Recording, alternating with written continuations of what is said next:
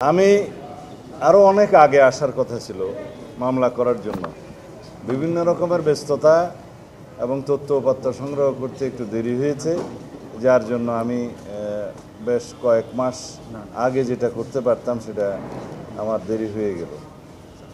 আমি আন্তর্জাতিক অপরাধ আদালতে আমার নিজের মামলাটি রেকর্ড করালাম। আমার এখানে প্রাথমিকভাবে 7 জনকে আসামি করেছি।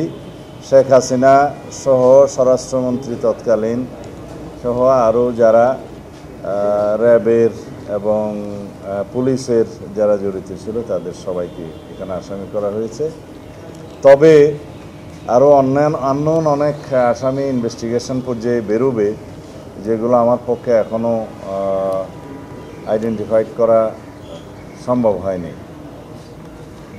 শুধু আমি আমার মামলার কথা বলবো না, বাংলাদেশে গত ফ্যাসিস্ট রেজিমে, শেখ হাসিনার অবৈধ ফ্যাসিস্ট রেজিমে যারা এনফোর্স ডিসঅ্যাপিয়ারেন্সের শিকার হয়েছেন, আমার মতো যারা জুডিশিয়াল কিলিংয়ের শিকার হয়েছেন, যারা পুলিশি নির্যাতনে মৃত্যুবরণ করেছে, যারা বিভিন্নভাবে আওয়ামী দলীয় সন্ত্রাসীদের দ্বারা নির্যাতিত হয়ে মৃত্যুবরণ করেছে অথবা পঙ্গুত্ব বরণ করেছে, বিভিন্নভাবে মানবতা বিরোধী অপরাধ সংঘটিত হয়েছে, এই সমস্ত কিছুই আন্তর্জাতিক অপরাধ ট্রাইব্যুনালে যাতে মামলা হয়, যারা ভুক্তভোগী তারা যাতে মামলা করেন সেজন্য আহ্বান জানাচ্ছি।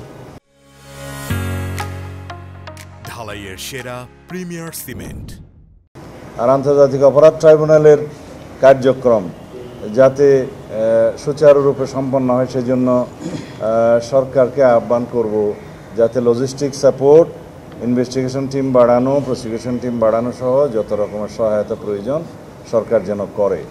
আমাদের পক্ষ থেকে আমরা যতটুকু সহায়তা আমাদের জন্য আমাদের ক্ষেত্রে প্রযোজ্য তা আমরা সহায়তা করব।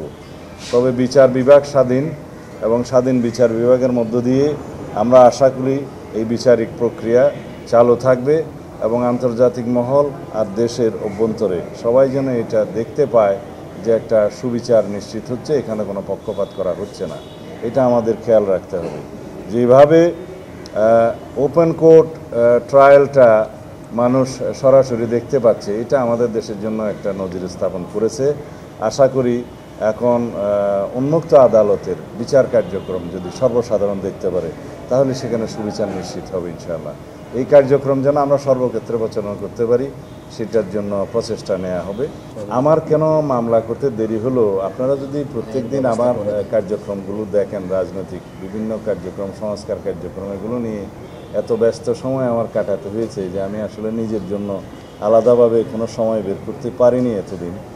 আর তথ্য উপাত্ত সংগ্রহ করা এবং আইনজীবীদের সাথে আলাপ করে একটা খুব ভালো মতো ড্রাফট রেডি করে জমা দেয়া, যাতে করে এই মামলাটা আমরা প্রমাণ করতে পারি, সেটার জন্য একটু সময় লাগে।